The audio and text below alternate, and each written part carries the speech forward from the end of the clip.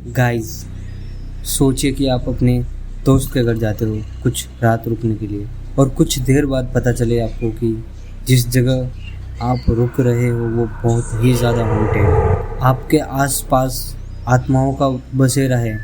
शायद से आपने इमेजिन कर लिया होगा, आप डर गए होंगे, लेकिन कैसा लगेगा आपको सुनकर कि कई सालों पहले ऐसा एक इंसान के साथ हो चुका है जो उस वक्त वहीं पे खड़ा था। वो अकेला था और वो वहाँ सब कुछ महसूस कर रहा था। और गाइज, आज की कहानी उसी बारे में है। आज की कहानी हैदराबाद की होने वाली है। यह कहानी हैदराबाद के एक इलाके की है जहाँ पे ये सारी घटना घटी थी और उस इंसान ने वहाँ पर ये एक्सपीरियंस करा था। बताया जाता कि वो आज भी इसी खौफ के साथ जीता है, इसी डर के साथ जीता है उस रात को उसके साथ क्या हुआ था। एंड गाइस, बताया जाता है कि 2012 में इस प्रेत आत्मा की वजह से बहुत सारे लोग मौत का शिकार हुए थे।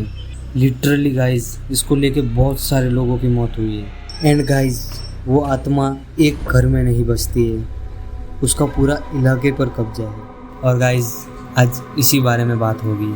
एंड गाइस, आप भी चौकन्ने हो जाओ, क्योंकि क्या पता हो सकता है कि अगली बार आप हैदराबाद जाओ और आपके इर्द गिर्द ही ये एरिया पड़ता हो और आप इसी आत्माओं के बसेरे के बीच में फंस जाओ। ध्यान से सुनिए ये कहानी, अभी यह कहानी शुरू होती है।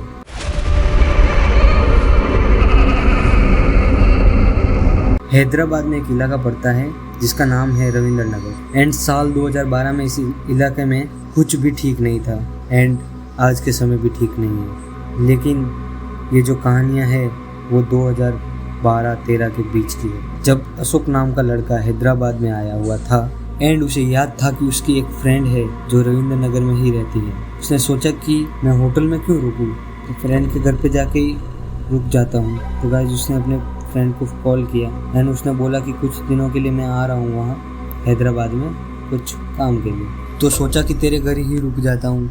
एंड गाइस, उस लड़की का नाम था प्रिया। तो प्रिया ने भी कहा हाँ क्यों नहीं, आजा रुक जाना। एंड फिर अशोक आ जाता है और उसके घर प्रिया ने अशोक को कहा कि तू यहाँ 1 दिन रुक चाहे 5 दिन रुक, सिर्फ एक चीज़ अपने दिमाग में डाल के रख कि भाई यहाँ पर आधी रात में नहीं घूमना। आधी रात को क्या, 6 बजे के बाद भी यहाँ नहीं घूमना है।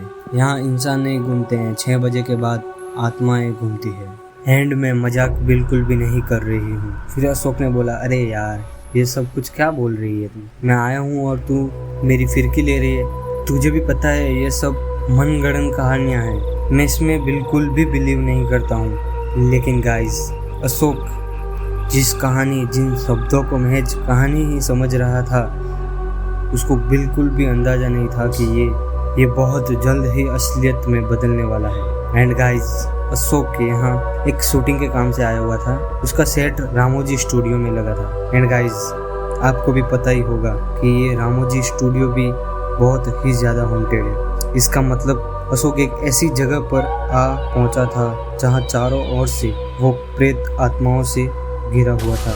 गाइस, फिर अगले दिन वो काम पे निकलने ही वाला था और प्रिया ने रोक दिया एंड उसने कहा, अशोक मैंने रात में तेरे को कुछ बोला था कि 6 बजे से पहले घर आ जाना। शायद तेरे शूटिंग का काम कितना भी पेंडिंग हो, ये कोशिश ज़रूर करना कि 6 बजे से पहले घर पहुंच जाओ और हो सके तो रिक्शे को घर तक ले आना अगर लेट आए तो। फिर अशोक ने बोला कि चल ठीक है, आई ट्राई। लेकिन गाइस, ये शूटिंग ऐसी चीज़ है ना जिसमें वक्त का अंदाज़ा नहीं लगता है। एंड यही चीज़ अशोक के साथ हो रही थी। अशोक को वक्त का अंदाज़ा नहीं लगा एंड उसे काफ़ी देर हो गई थी। एंड फिर वो ऑटो रिक्शा के साथ निकला। लेकिन जब अशोक ने कहा रिक्शा वाले को कि आप इस गली में ले लो, तो रिक्शा वाले ने कहा कि मैं अंदर नहीं जा सकता। मैं क्या, कोई भी अंदर नहीं जा सकता। फिर अशोक ने पूछा कि ऐसा क्यों। रिक्शा वाले ने बोला कि मुझे नहीं पता, आपको यहाँ से चलते हुए ही जाना होगा। अशोक ने बोला चलो ठीक है। एंड अशोक एक चीज़ देख रहा था कि ऑटो वाला बहुत ज़्यादा डरा हुआ था। फिर अशोक ने चलना शुरू किया। उस गली में चलते चलते अशोक ने एक बात नोटिस करी कि ज़्यादातर लोग घूमना रात में पसंद करते हैं, बट यहाँ पर सन्नाटा छाया हुआ है। ये देखकर अशोक को प्रिया की बात याद आई जो सुबह उसने उसे बताई थी और वो फिर घबरा गया। एंड फिर वह थोड़ा तेज चलने लगा। एंड गाइस उसे ऐसा लग रहा था कि कोई तो उसके पीछे दौड़ते हुए आ रहा है। एंड उसने पीछे देखा तो पीछे कोई नहीं था। एंड गाइस वो जैसे ही चलता है तो पीछे चलने की आवाज़ आती है। वो बार बार पीछे देखकर चल रहा था तो पीछे कोई भी नहीं था। लेकिन अभी ना एक बार वो थोड़ा शांत हो गया। उसने अभी फाइनली बस एक लास्ट टाइम पीछे देखने का सोचा। लेकिन उसने जैसे ही पीछे देखा थोड़ी दूर कोई तो खड़ा है। लेकिन वो इंसान नहीं था, कोई आत्मा लग रही थी। बहुत अलग था वो, सबसे अलग, बहुत खतरनाक। और अब अशोक भागने लग गया था। उसने कहा बस मुझे प्रिया के घर पहुंचना है जल्द से जल्द। एंड गाइस वो दौड़ते दौड़ते आवाज़ सुन सकता था कि पीछे वो भी दौड़ रहा है। एंड फाइनली उसने एक खुला दरवाज़ा दिखा और उसमें लाइट भी जल रही थी। सो उसने ना इधर देखा ना उधर देखा, वो भागते भागते उस घर में चला गया। एंड फाइनली उसने आराम की सांस ली।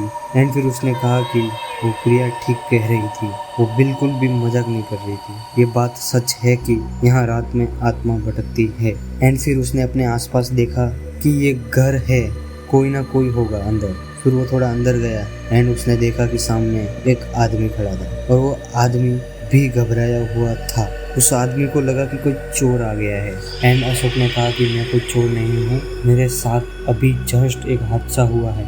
एंड फिर अशोक ने उसे पूरी कहानी सुनाई। आदमी ने अशोक को शांत कराया एंड कहा हाँ ये सब सच है और यहाँ ऐसी चीज़ें हैं यहाँ पे। फिर अशोक थोड़ा रेस्ट हुआ। उसने उसके बीवी बच्चों को भी देखा। उसे लगा कि हाँ अब ठीक है, मैं बच गया हूँ।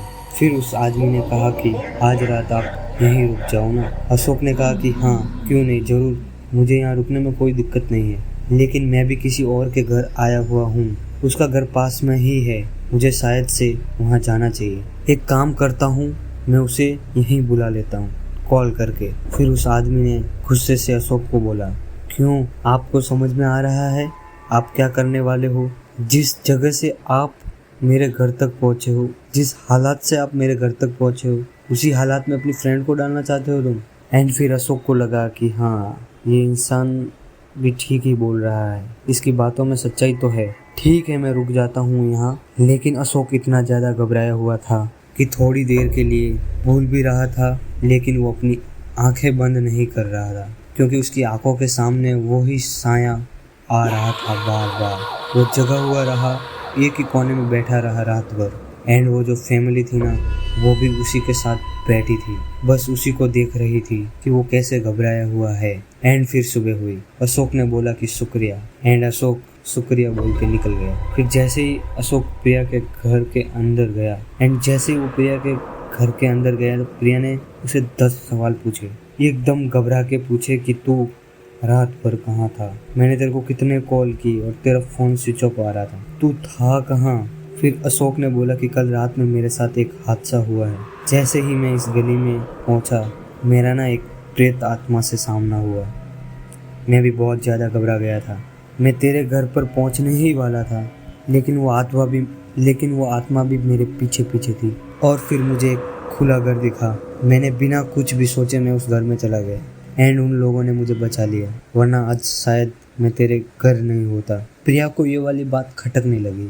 कोई किसी को अपने घर पर रात भर क्यों रखेगा? उसने पूछा कि कौन थे वो? अशोक ने बोला अरे वो बहुत अच्छे लोग थे, एक अच्छा खासा परिवार रहता है यहाँ। ये जो गली है ना उसके एकदम स्टार्टिंग का घर है। फिर प्रिया ने बोला कौन सा घर? फिर अशोक बोला कि चल तुझे दिखाता हूँ।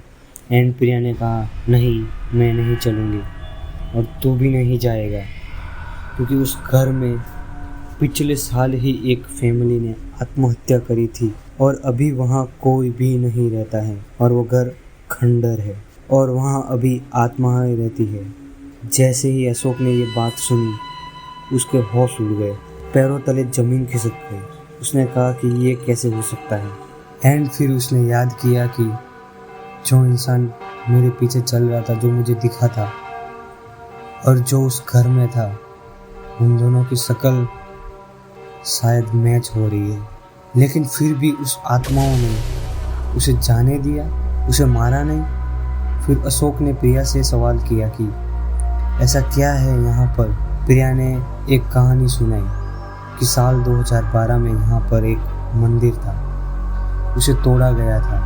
बताया जाता है कि उसके बाद से हमारे इस इलाके में शाम को 6 बजे के बाद आत्माएं भटकती हैं, जो कि सिर्फ और सिर्फ लोगों की मौत चाहती है, और वो उसी मंदिर के आसपास रहा करती थी। ये सब बातें सुनकर साल 2012 में सारे लोग खौफ में आ गए थे। एंड ऐसे बहुत से लोग थे जिन्होंने आत्माओं को देखा भी था। इन आत्माओं के डर से लोग गांव छोड़कर घर बेचकर भाग गए। एंड फिर अशोक ने प्रिया को स्टॉप कराया एंड कहा, ये जगह मेरे लिए भी ठीक नहीं है, मेरा यहाँ रुकना अच्छा नहीं होगा। एंड गाइज, उसी टाइम अशोक ने वो एरिया छोड़ दिया और ना ही वो कभी हैदराबाद आया और ना ही कभी रामोजी स्टूडियो। शुक्रिया।